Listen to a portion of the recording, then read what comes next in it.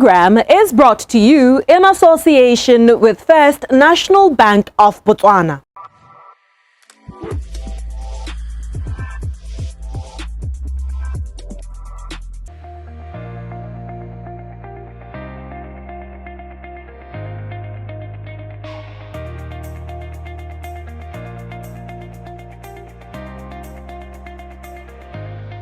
$21 billion Bula.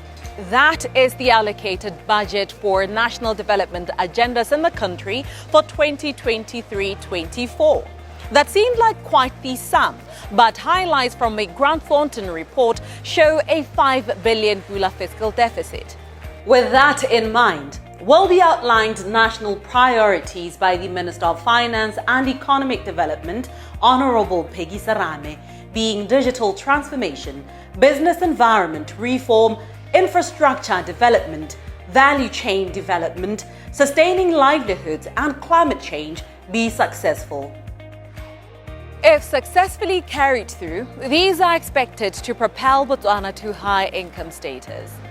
Seeing that Botswana's economy was one of the fastest to recover from the impacts of the COVID-19 pandemic in the sub-Saharan Africa region, with a growth rate of 11.8% in 2021, this just might be possible. But what would it take for that to happen? Because in the past, visions had been laid out, but to this day, some are yet to be realized. To talk about this and then some is managing partner at Grant Thornton, Kalyana Raman Vijay. Vijay, thank you so much for coming on First Issues and affording us your time. We are here today regarding the Grant Thornton Budget Review Report. So 21 billion Bula towards national development with a 5 billion Bula deficit, right? So what do you think is key in maximizing this budget for optimal output? See, the implementation has been a challenge, which we've been grappling with over the last so many years. More than a decade, it's been a discussion of core importance. Having said that, it's not had a major impact. So that's when, and again, there are years we see the spending reduces. As a result, we might be having a lesser deficit or a balanced budget. It's not necessarily a good thing. You know, spending also needs to happen. It's done with a specific purpose. So when it comes to implementation, the challenge could be the project management skills. The challenge could be various coordination aspects. And that's where I believe this concept of development manager comes in.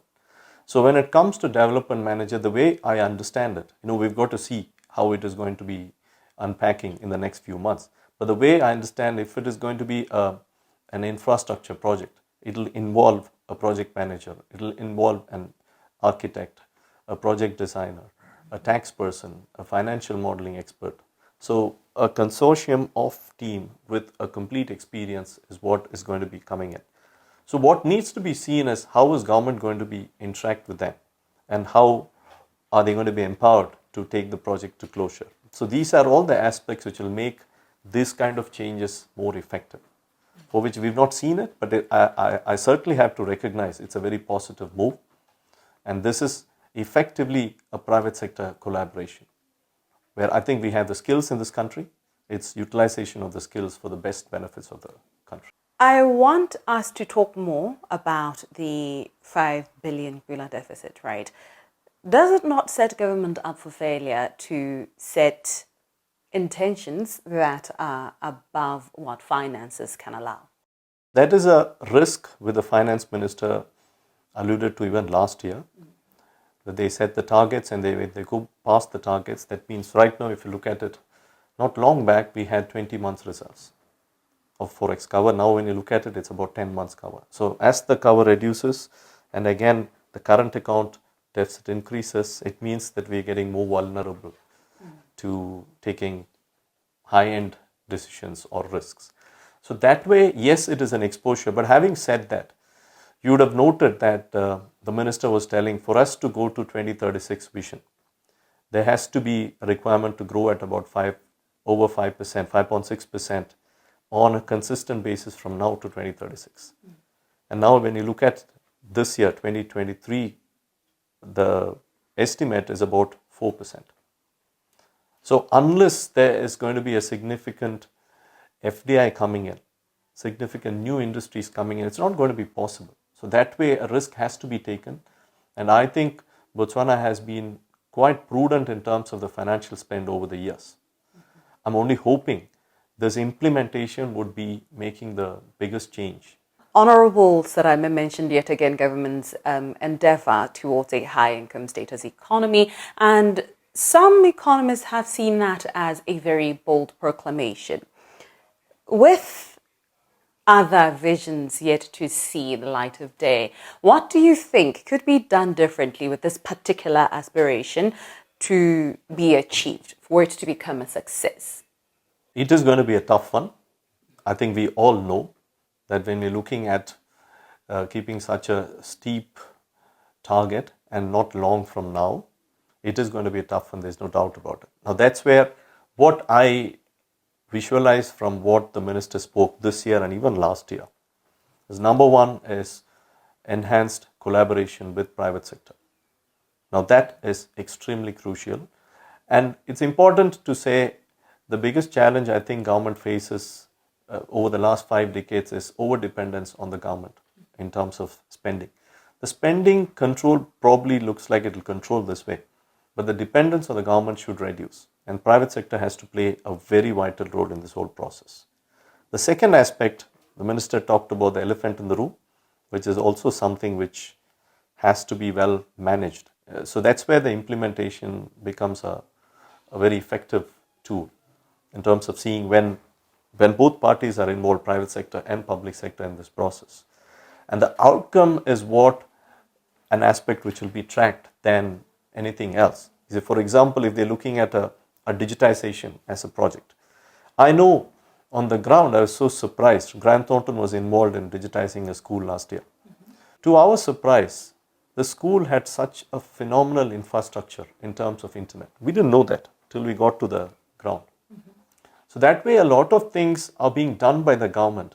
How it is going to get value is utilization of the investment for the intended purpose. I think that is also an area where it is lacking, and I hope with all these initiatives it picks up. Let's go back to that example that you just gave, the scenario that you alluded to. It's not that it is unique in a country. We have bought infrastructure, technology, facilities, and they are not used. If they are, they're not used to their full potential, right? The issue is not that the infrastructure is not there, but it's not being used. So where do you think the disconnect is there?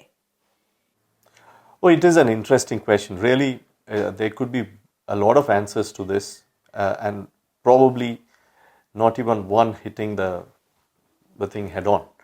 But I think it is an aspect of making sure that the procurement is also done very, very clearly, looking at the bigger picture in mind. So when you look at this example of a school, it is when digitization, if you look at last year, Masarame mentioned about close to 900 million being set aside for digitization of schools. Now when you look at digitization in general, if we use the same topic, about close to 3 billion, 2.8 or so has been set aside for digitization. It's not only the spend. I think what needs to be kept right in front of the eyes is what is the outcome we're looking at. Here the outcome we're looking at is for the children to get, if not the same, at least much better exposure to education like how private schools get in Botswana. So that's where the platform is the availability of a stable internet connection. They're looking at bringing in their digital curriculum into the schools. They're looking at bringing in the integrated smart panels, tablets.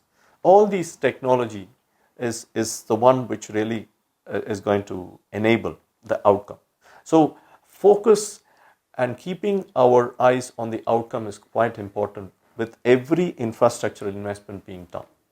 When that is lost, the infrastructure becomes more of an investment which is not going to really help the intended purpose.